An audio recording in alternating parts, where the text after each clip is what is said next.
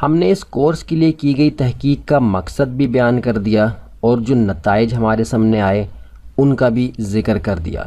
اب جو کنکلوژن تھا، جو اوورآل نتیجہ تھا جس کی بنیاد پر ہم نے یہ کورس ڈیزائن کیا ہے، وہ کیا ہے؟ At the end of that research, we were able to conclude and define a clear, simple, natural, and fast-paced productive learning pattern for convenient, affordable, and effective learning. یعنی اس تحقیق کے اختتام پر ہم اس قابل ہو پائے، یعنی اللہ تعالیٰ کے فضل و کرم سے ہم اس قابل ہو پائے کہ سیکھنے کے ایک مؤثر، واضح، سادہ، قدرتی اور تیز رفتار طریقے اور طرز عمل کو وضع کریں جو کہ آسان، سستا اور مؤثر ہو، جو کہ اب آپ کے سامنے ہے۔ آگے ظاہر ہے کہ اس کورس کو ہم کور کریں گے تو یہ ساری چیزیں آپ کے سامنے آ جائیں گی کہ یہ کیسے، یہ جو طریقہ کار ہے یہ مؤثر ہے، کیسے یہ سادہ ہے اور قدرتی ہے اور آسان، سستا اور قابل عمل ہے۔ تو اس کی حقیقت آپ کے سامنے آگے چل کے کھلتی جائے گی، ہدایات پر آپ عمل کریں گے اور نوٹس اپنے بناتے ہوئے انشاءاللہ چلیں گے، تاکہ بھرپور طور پر نہ صرف کہ اس کورس سے آپ خود فائدہ حاصل کر سکیں بلکہ دوسروں کو بھی فائدہ پہنچا سکیں۔ اب اس بات کو ہم یہاں واضح کر دیں گے کہ یہ کورس کن افراد کے لیے ہے۔ Who should attend this course? This course is for you if، یہ کورس آپ کے لیے ہے اگر if you want to become a fluent English speaker، اگر آپ انگریزی روانی سے بولنا چاہتے ہیں، if you want to learn English without complex grammar rules، اگر آپ بغیر مشکل گرامر کے انگریزی سیکھنا چاہتے ہیں، if you want to improve your English reading, writing and speaking skills، اگر آپ انگریزی پڑھنے، لکھنے اور بولنے کی مہارتوں کو بہتر بنانا چاہتے ہیں، if you want to set your own goals and pace of learning، اگر آپ اپنے سیکھنے کے اہداف اور رفتار خود سے مقرر کرنا چاہتے ہیں۔ تو اگر یہ 4 باتیں ہیں تو یہ کورس آپ کے لیے ہے۔ یہاں ہم ذکر کرنا چاہیں گے کہ آپ اس کورس میں کیا کچھ سیکھیں گے۔ What will you learn in this course؟ انشاءاللہ آپ اس کورس میں انگریزی زبان کی تاریخ، اس کے مختلف لہجوں، سکھانے کے مختلف طریقوں، سکھانے کے عمل میں کی جانے والی غلطیوں کو جاننے کے بعد انگریزی کے ضروری و بنیادی ذخیرہ الفاظ کو تاریخی حوالوں کے ساتھ جان سکیں گے۔ آپ یہ جان سکیں گے کہ کتنی گرامر جاننا ضروری ہے اور آپ کس طرح جلد از جلد روانی سے انگریزی بولنا شروع کر سکتے ہیں، اور اس کے بعد پریکٹیکل یعنی عملی مشق، تاکہ آپ فوری طور پر انگریزی بولنا شروع کر سکیں اور اپنے لیے تیزی سے انگریزی سیکھنے کی ایک ترتیب بنا سکیں۔ زبان یعنی لینگویج سے متعلق کوئی بھی کورس کرتے ہوئے ضروری ہے کہ اس بات کو ایک بار شروع میں دہرا لیں کہ زبان کیا ہے۔ What is language؟ Language is communication of thoughts and feelings through a system of random signals such as voice, sounds, gestures اور written symbols۔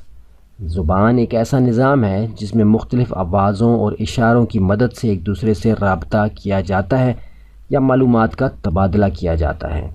تو یہ ایک مختصر تشریح ہے زبان کی، یعنی زبان کا مقصد ایک دوسرے سے رابطہ کرنا، کمیونیکیٹ کرنا، اپنے تھاٹس، فیلنگز اور آئیڈیاز کو، اپنے جذبات کو، احساسات کو اور معلومات کو ایک شخص سے دوسرے شخص کو منتقل کرنا ہوتا ہے، جس کے لیے کہ مختلف اشارے بھی استعمال ہوتے ہیں، مختلف آوازیں بھی استعمال ہوتی ہیں، ان آوازوں سے بننے والے الفاظ بھی استعمال ہوتے ہیں، اور تحریری سمبلز، تحریری اشارے جو کہ الفاظ کو ہی ریپریزنٹ کرتے ہیں، الفاظ کی ہی ترجمانی کرتے ہیں، وہ بھی استعمال کیے جاتے ہیں، جس کو کہ تحریر کہتے ہیں۔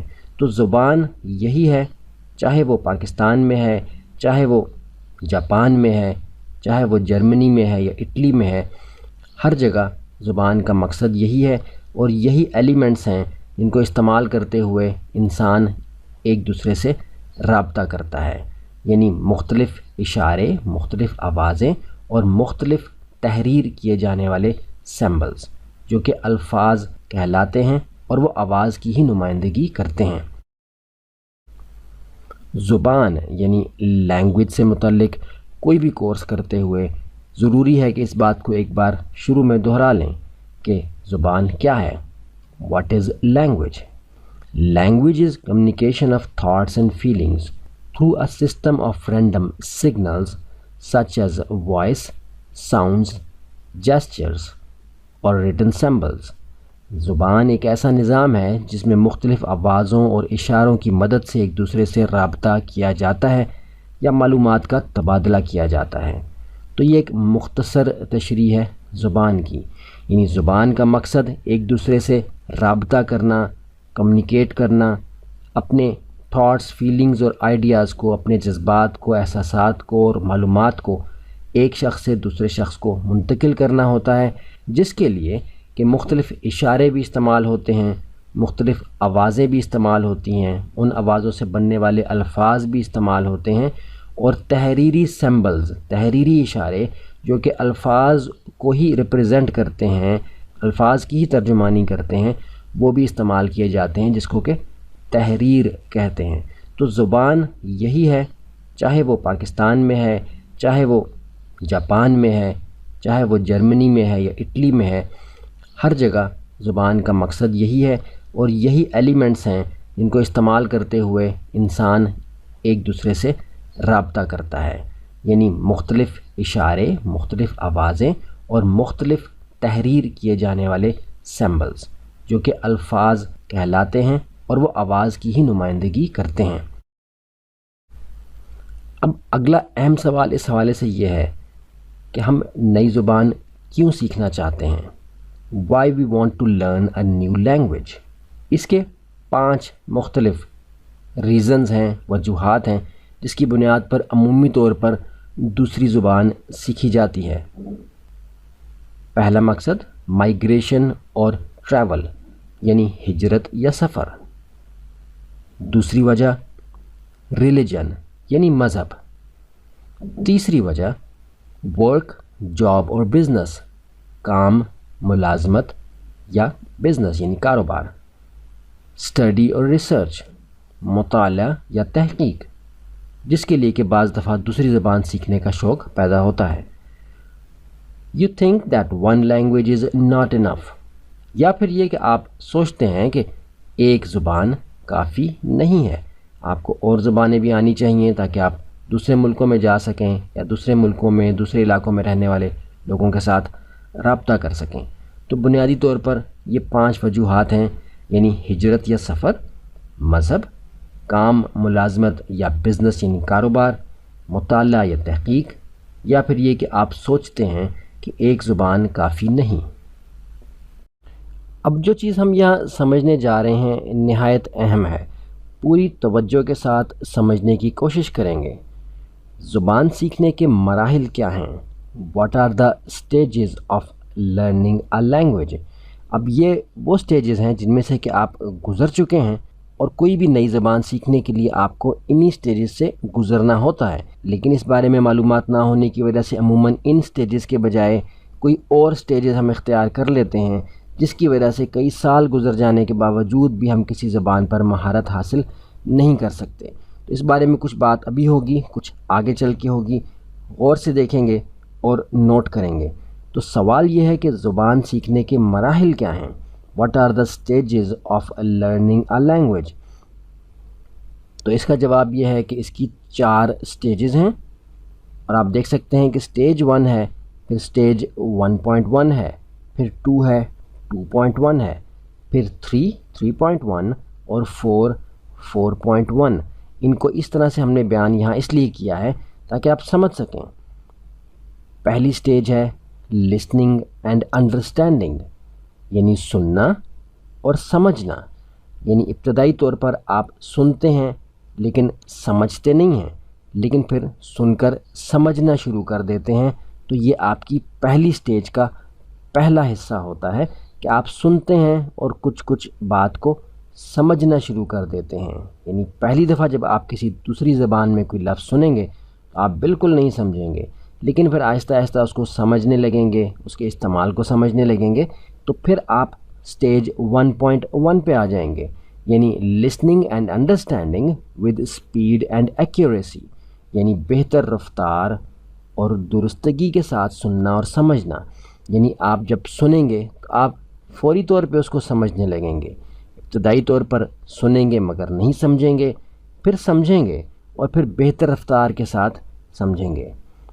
اسٹیج 2 اسپیکنگ، یعنی بولنا، پھر آپ ان الفاظ کو بولنے کے بھی لائق ہونے لگیں گے جو کہ آپ سن کے سمجھنے لگے تھے۔ پھر stage 2.1 speaking with speed and accuracy, بہتر رفتار اور درستگی کے ساتھ بولنا، یعنی جب آپ سن کے سمجھنے کے لائق ہو گئے، آپ نے بولنا شروع کیا لیکن آپ کا بولنا پرفیکٹ نہیں تھا، جو کہ اسٹیج 2.1 پہ یعنی کچھ عرصے کے بعد، کچھ محنت، کچھ کوشش، کچھ پریکٹس کے بعد بہتر ہو گیا، اور پھر آپ بہتر رفتار اور درستگی کے ساتھ بولنے لگے۔ اسٹیج 3 پڑھنا، یعنی تحریر لکھی ہوئی جو اس زبان کی ہوگی اس کو آپ پڑھنے کے لائق ہونے لگیں گے، لیکن ظاہر ہے کہ بہت مشکل ہوگی شروع میں، کیونکہ الفاظ کے ہجے کرنا اور پھر اس کو ادا کرنا اور پھر ان الفاظ سے جملے بنانا، اس طرح سے کام چلے گا۔ لیکن پھر آ جائے گی stage 3.1 improving the reading speed and accuracy, پھر آپ کے پڑھنے کی رفتار اور اس کے اندر جو صحیح طریقے سے پڑھنے کا عمل ہے وہ بہتر ہوتا جائے گا، یعنی بہتر رفتار اور درستگی کے ساتھ پڑھنا آتا جائے گا۔ اور پھر فائنل اور آخری سٹیج رائٹنگ، یعنی لکھنا، improving the writing speed and accuracy, بہتر رفتار اور درستگی کے ساتھ لکھنا۔ آپ کی چاہے اپنی زبان ہو جو کہ آپ نے بچپن میں سیکھی، اس کے لکھنے پڑھنے بولنے کی پریکٹس آپ نے کی، لیکن سب سے پہلے اس کو سننا اور سمجھنا سیکھا، پھر بولنا سیکھا، پھر پڑھنا اور پھر لکھنا سیکھا، اور پریکٹس کے ساتھ آپ کے بولنے میں بھی بہتری آ گئی، آپ کے پڑھنے میں بھی بہتری آ گئی، اور آپ کے لکھنے میں بھی بہتری آ گئی۔ تو یہی ترتیب، یہی طریقہ، یہی اصول ہوں گے اگر آپ دنیا کی کوئی بھی زبان سیکھ رہے ہوں۔ آپ نے اپنی مادری زبان کیونکہ بچپن میں سیکھی، اس لیے وہ جو ایفرٹ کی، وہ جو کوشش، محنت اور مشقت کی، وہ بالکل یاد نہیں ہے، کیونکہ بالکل نیچرل طریقے سے کی، جس کا کہ ذکر انشاءاللہ آگے چل کے آئے گا، تاکہ یہ کانسیپٹ جو ابھی ہم نے ذکر کیا ہے یہ مزید واضح آپ کے ذہن میں ہو جائے، اور کوئی بھی زبان سیکھنے کے حوالے سے جو ایک ٹینشن ہوتی ہے، ایک سٹریس ہوتا ہے، ایک پریشانی ہوتی ہے کہ یہ بہت مشکل کام ہے، ہم کیسے کریں گے، تو وہ چیزیں بالکل آپ کے ذہن سے کلیئر ہو جائیں، اور آپ آسانی کے ساتھ اپنے سیکھنے کی ایک مستقل ترتیب بنا سکیں، جس پہ کہ آپ باقاعدگی سے عمل کریں اور دنیا کی کوئی بھی زبان آسانی سے سیکھ سکیں۔